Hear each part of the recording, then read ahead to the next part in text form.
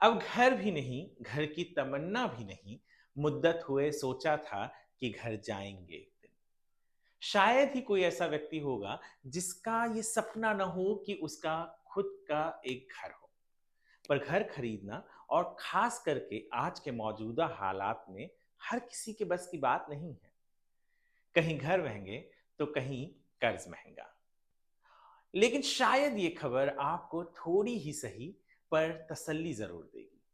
अगर आप घर खरीदने की सोच रहे हैं तो बैंक से लोन लेकर आपके लिए एक अच्छी खबर है। नमस्कार दोस्तों, मैं हूं अरुण सिंह और आप देख रहे हैं स्क्वायर फीट इंडिया।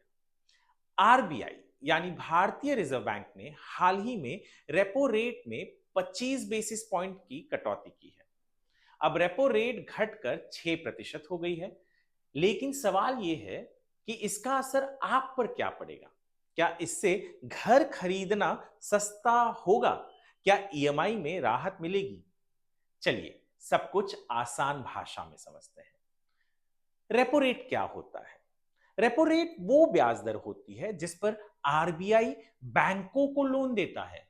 अब जब आरबीआई इस दर को कम करता है तो बैंक भी आम लोगों को कम ब्याज पर लोन देने लगते हैं। इसका सीधा असर आपके ईएमआई पर पड़ता है, यानी आपके मासिक किश्त घट सकती है। उदाहरण के तौर पर मान लीजिए आपने 50 लाख का लोन लिया है 9% ब्याज पर।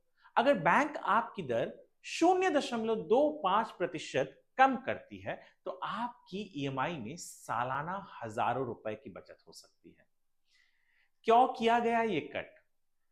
महंगाई अभी थोड़ी नरम है लेकिन ग्लोबल इकोनॉमी में तनाव है। अमेरिका ने भारत पर नए टैरिफ लगाए हैं जिससे ट्रेड को झटका लग सकता है। ऐसे में आरबीआई का मकसद है कि भारत में ग्रोथ बनी रहे, लोगों की खर्च और निवेश करने की क्षमता बढ़े और ब्याज दरें घटे, ताकि होम लोन जैसी जरूरी चीजें किफायती बने। रियल एस्टेट इंडस्ट्री का क्या कहना है? रियल एस्टेट सेक्टर के बड़े नामों ने इस फैसले का स्वागत किया है। उनका मानना है कि अफोर्डेबल और मिड हाउसिंग सेगमेंट में डिमांड बढ़ेगी, होम लोन लेना आसान होगा, प्रोजेक्ट लॉन्च और बिक्री में भी तेजी आएगी। अब अहम बात, अगर आप घर खरीदना चाह रहे हैं तो क्या ये वाकई एक अच्छा मौका हो सकता है आपके लिए? क्यों? बैंक लोन सस्ता हो सकता है, ईएमआई कम हो सकती है, घर लेना ज्यादा आसान हो सकता है, खास तौर पर पहली बार खरीदने वालों के लिए। लेकिन ध्यान रहे, हर बैंक तुरंत ये कटौती पास ऑन नहीं करता, इसलिए आपको थोड़ा प्रोएक्टिव बनना होगा।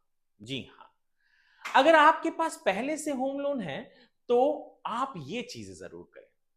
बैंक से पूछिए कि उन्होंने नई दरें लागू की है या नहीं। ब्याज दर को दोबारा नेगोशिएट कीजिए। बैलेंस ट्रांसफर का विकल्प देखें, जिस बैंक की दरें कम हो वहां शिफ्ट करें। ईएमआई में जो बचत हो रही है उसे आगे लोन प्रीपेमेंट या किसी बेहतर निवेश में लगाएं। हाँ, आपको मैं कुछ बोनस टिप्स भी दे रहा हूं। यदि आप घर खरीदना चाहते हैं वो भी होम लोन से, तो आप रेपो रेट से जुड़ी हर घोषणा को फॉलो करें। लोन लेने से पहले 2 से 3 बैंकों से दरें यानी उनके जो इंटरेस्ट रेट हैं उसकी जरूर तुलना करें।